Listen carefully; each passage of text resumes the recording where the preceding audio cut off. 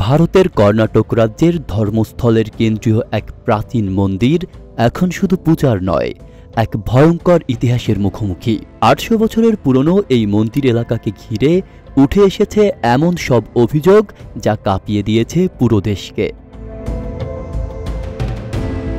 ধর্মস্থলে কর্মরত এক প্রাক্তন পরিচ্ছন্নতা কর্মী আদালতে শপথ করে জানান, ১৯৯৫ থেকে ২০১৪ সাল পর্যন্ত প্রায় ২ দশক তাকে জোর করে শত শত মৃতদেহ কবর দিতে বাধ্য করা হতো।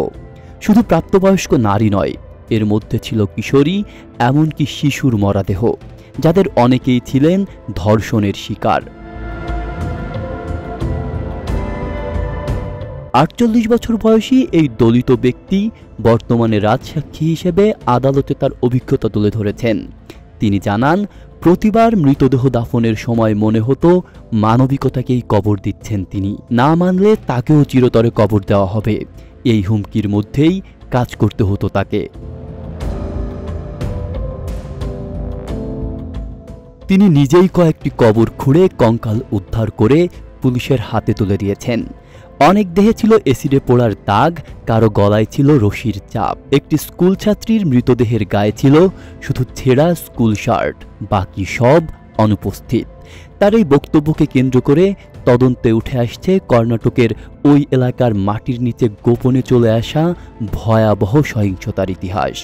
অভিযোগের কেন্দ্রবিন্দুতে যে মন্দির, তার নিয়ন্ত্রণ করত হেগড়ে পরিবার নামে পরিচিত একটি প্রভাবশালী গোষ্ঠী।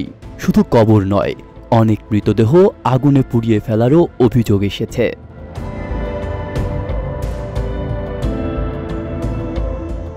জনমতের চাপের মুখে কর্ণাটক সরকার গঠন করেছে একটি বিশেষ তদন্তকারী দল। শুরু হয়েছে গণকবর শনাক্তের কাজ। ইতোমধ্যেই কিছু জায়গায় খনন করতেই পাওয়া যাচ্ছে চাপা দেওয়া হাড়গোড়, পোশাক আর প্রমাণ। নিখোঁজদের পরিবার এখনও অপেক্ষায়, কবরের নিচে কি মিলবে তাদের প্রিয়জনের পরিচয়?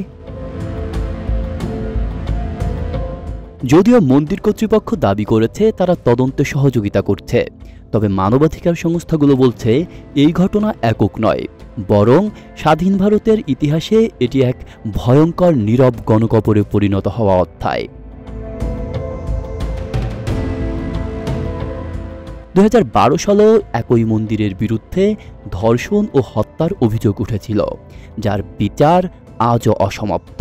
মানবাধিকার কর্মী এস বালান বলেছেন, এটা কোনো গল্প নয়, এটাই বাস্তব। যারা মৃত তাদের চিৎকার আমরা শুনিনি, কিন্তু ইতিহাস শুনবে।